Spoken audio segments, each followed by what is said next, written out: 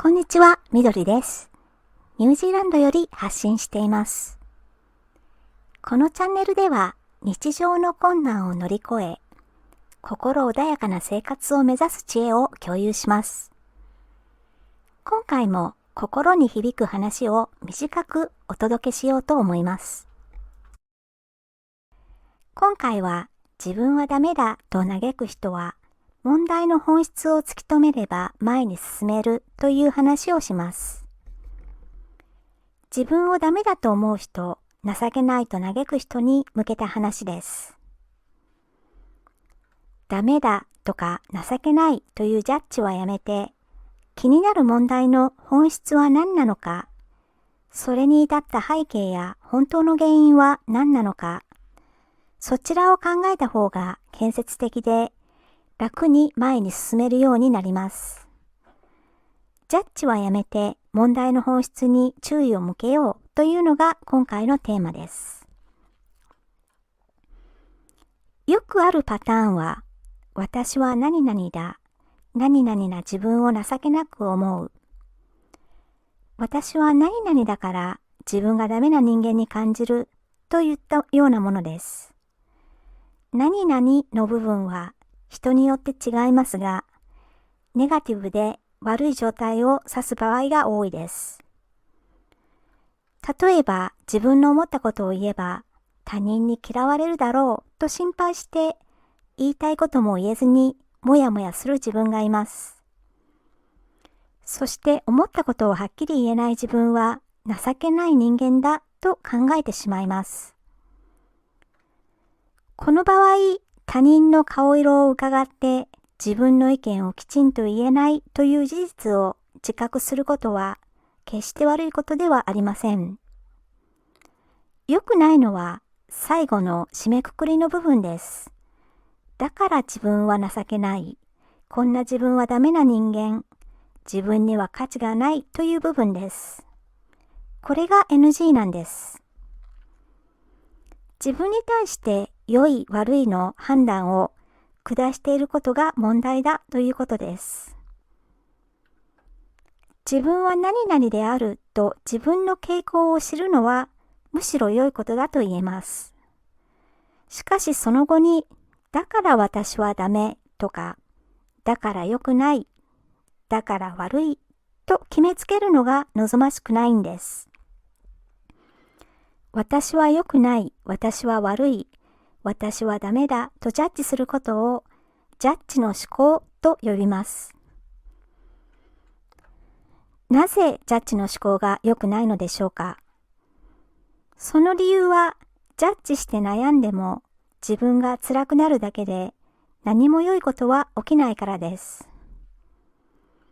自分はダメだ、自分は良くない、自分は情けないと思っただけでは不愉快になるだけで生産的かつ建設的な結果にはつながらないからです。ネガティブなジャッジをしてその思考が頭の中をぐるぐる回り、悶々として落ち込む行為は不毛でしかありません。嫌な感情で自分が苦しんでも何も解決方法は見つかりません。よって貴重な時間やエネルギーを無駄に浪費して自分が疲れてしまうだけです。それよりも自分が何々であるのはどのような背景や事情があってそうなったのか、問題の本質を探る方が生産的、建設的な方向へ進めやすくなります。もし今気になること、イライラすること、もやもやすることがあれば、やるべきことは目の前にある問題の本当の原因を突き止めて、そこを解消していくことです。問題の本質を探り、どうしたら問題解決できるのか、どうしたら状況を少しでも改善できるのか、どうしたら自分が楽になれるのか、こちらに目を向けた方が賢明です。これを言ったら他人にどう思われるのかと心配して自分の言いたいことも言えずに悶々とする自分がいれば、一体どうしてそういう自分がいるのかを考えてみるといいです。おそらく子供の頃、親が厳しすぎて、親のことをひどく恐れていたのでしょう。生きるためには親の顔色を伺い、必死で親に適応する必要がありました。親のご機嫌取りをしなければ、無力で力もない子供の自分が生き延びるのは不可能だったからです。そのような環境下で親に対してビクビクしながら生きてくれば、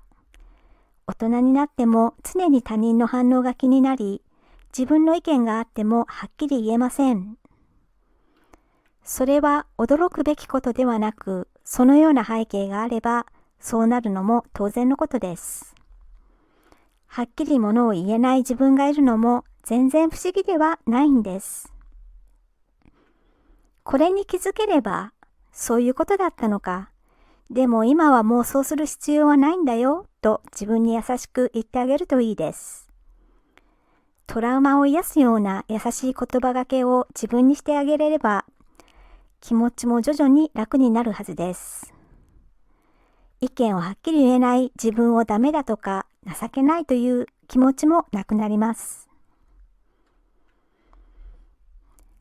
自分と他人を比較して、あの人はこんなに立派なのに自分はそうではない。そんな自分は劣っていてダメな人間だ。自分には価値がないと感じた場合には、なぜ自分は他人と比較して自分をジャッジしてしまうのか、その原因を考えるといいです。おそらくこれも子供の頃に親から何々ちゃんはよくできるのにあなたはダメな子ねと言われてきたから。親から常に他の子と自分を比べられて育ってきたから比較癖が自然とついてしまったのでしょう。そんな場合はそのような親の姿勢が良くなかっただけです。他人と自分を比較する必要なんてどこにもないんだよと自分に優しく言ってあげればいいです。自分を責める人はことあるごとに一体なぜ自分はそういう状態なのかを考えれば前に進めます。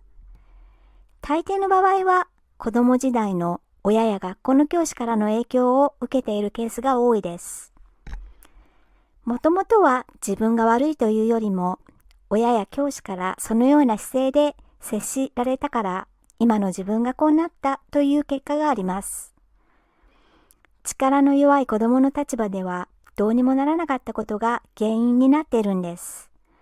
よって自分を責める必要はどこにもないとわかるでしょう。では自分をこのような状態にさせた親や教師が悪いから彼らを責めればいいのかといえばそれもちょっと違います。親や学校の教師があなたにそのように接したのも彼らにもそれなりの事情や背景があるから仕方のなかったことです。誰が悪いか、誰のせいだと責めることに集中しないで、その代わりにどうしたら状況を改善できるのか、どうしたら自分がもっと楽な気持ちになれるのか、そちらの方向へ意識やエネルギーを向けていく方が望ましいです。こういう背景があるから自分はこのようになったと気づければ、それは自分のせいではないと理解できます。そうなれば自分責めをする必要はありません。自分をダメだとか情けないと考えなくていいんです。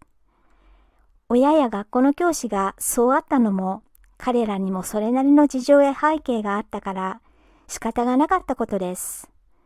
つまり犯人探しをするのは適切ではないということです。それよりもこれからどうするかの方向へ目を向けた方が賢いです。人間誰でも自分に与えられた時間やエネルギーは有限です。一つのことに時間やエネルギーを費やせば別のことには使えなくなります。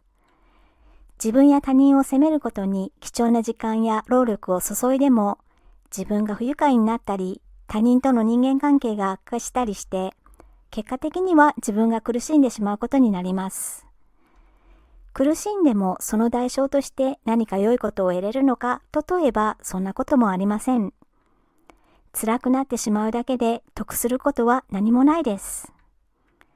冷静に考えれば、責めることでは不毛でつまらない結果を生むだけです。今の状況や状態が望ましくない場合、ネガティブなジャッジを下し、自分を責めたり、他人を責めたりするよりも、なぜそうなったのか、問題の本質を探った方がいいです。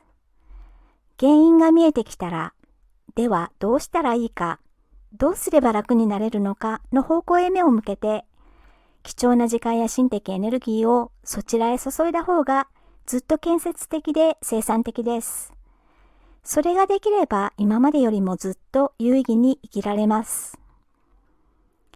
ジャッジの思考で時間や労力を無駄にして自分を疲れさせるのはもうやめにしましょう。自分がそうなったのは自分のせいではないのだから自分責めはやめましょう。他人が原因でもその人がそうなったのもそれなりの事情や背景があるから他人を責めることもしません。責める代わりに改善するためにはどうしたらいいのか、今よりも楽になるにはどうすればいいのか、そちらの方に一生懸命になりましょう。そうすればポジティブで素晴らしいことに恵まれるようになります。ということで今回は自分はダメだと嘆く人は問題の本質を突き止めれば前に進めるという話をしてみました。最後まで聞いていただきまして本当にありがとうございました。次回も役立つ情報をお届けする予定です。応援いただけると嬉しいです。よろしくお願いいたします。ニュージーランド在住のみどりでした。それではまた次回まで。